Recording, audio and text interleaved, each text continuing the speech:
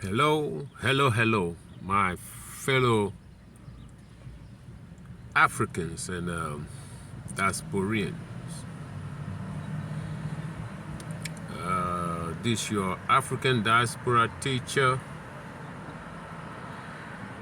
coming out straight from the belly of the beast. You know, I want to have a conversation, and the conversation is based on truth. And sometimes truth it's very hard to accept. It is a bitter pill that most of us don't want to take. A bitter pill. But if you want to get healed, you got to take that bitter pill. There is a song that says, no pain, no gain.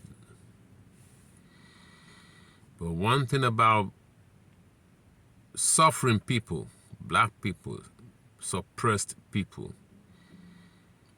it's accepting the truth of what is perpetuating their pain. Some people want to live above it, pretend I'm not part of the pain. Yeah, there are people out there. You see, even if you're a family of a politician, where things are, you have your father, your uncle stealing from the government and making things easier for you, you are part of that pain. You are just postponing yours. You're just postponing yours. You're just pretending you are not part of the filth. But if you live in an affluent part of any country, be in Lagos or being in Accra, take for instance the city that you are living in with your political connections. The city is like a body of a human being.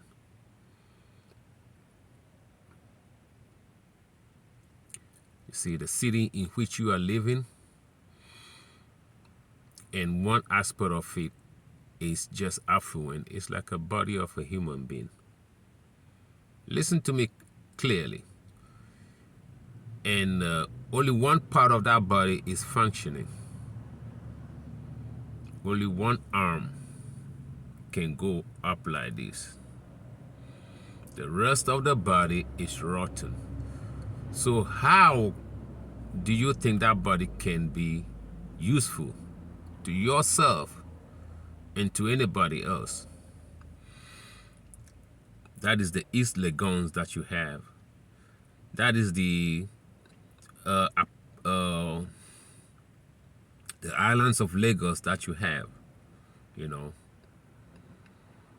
or the pretty part of Lagos that you have. The rest of Lagos is rotten. Just like a man who can run his mouth, but the rest of his body is not working. You see? So you are part of that if you're living in East Legon or you live in Tinkan Island in Lagos, or a little special area in Port Harcourt.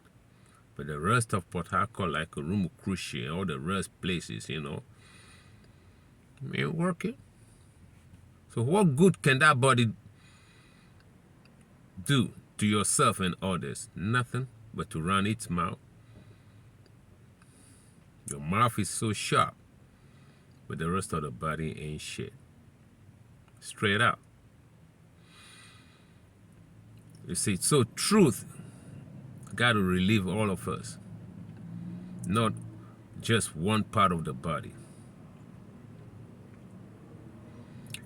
I got into conversation with a friend who called me and telling me, you know what, there are, you know, people in a city, and he's talking about Indians and Arabs in a city where he lives in the U.S. and they are buying all the gas stations, but buying all the gas stations. So I told him, you know what? There was a Ghanaian lady and a husband in the 90s who bought 3 gas stations, or who were operating three gas stations in this city. And then they ran it for almost like 15 to 20 years. And when they were about to sell it, guess who they sold it to? Indian people, because Indian people were buying gas stations left and right. Before they could sell it to that Indian businessman, because they were a group of people. It's not only one person. And that is what black people find hard to be part of, a group of things. Because one person want to take it all and say, I, instead of we. They had Indians already working for the black woman, the Ghanaian woman. Indians already there working under her. Young Indians who probably just came out into this country from Punjab, or just, you know, going through school and doing that job as a part-time. All has gas station that I visited, the 3 of them all, Indians already infiltrated it, working under her. And then finally, when she decided, and her husband decided to, you know, sell it, guess who they sold it to? In the city where this woman was operating in, there were black churches. Even if black people do not have the money individually, black people in America, the Jamaicans, the black people, you know, the churches, even the Ghanaian churches, should say, you know what, we have to take this thing from this woman. It's one of us. Even black people who believed before, not now, that we lived on trees, should be awakened that if Africans can come living on trees, it wasn't on their fault. It's because of the Tarzan movies that prepared them to take, and all the informations about bring money, let's go save some African hungry children, which is a damn lie, which is a Ponzi scheme, and which is nothing by just pimping. Okay, if you had believed Africans were living in jungle and they could come to America and own 3 beautiful gas stations, not small, not anything, you know, not mediocre. It should have wakened us that, damn, if these people can come from the jungle and the man and the woman could own 3 gas stations, then we should get up. But they don't give a damn. This is in the black community. 2 in the black community, another one near the airport.